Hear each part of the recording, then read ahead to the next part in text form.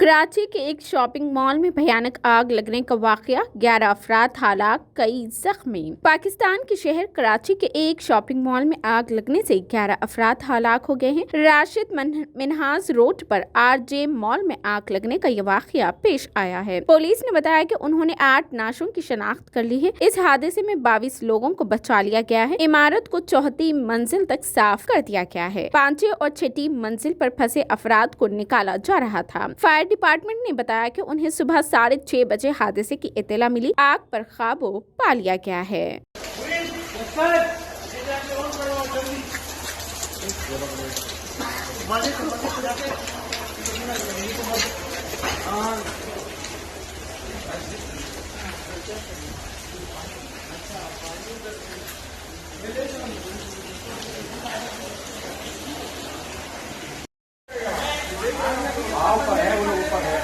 आग आग बढ़ती चली जा रही है ये।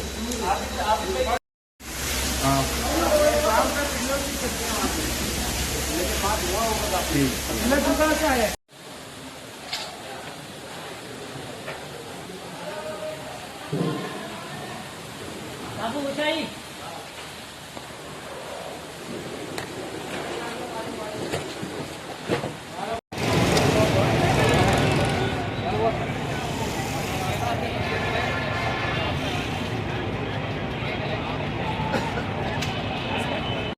मैं 1 मिनट रुके, आप बीके से पूछे, इसमें बनाया है ना मैंने, सब चीज़ें दी।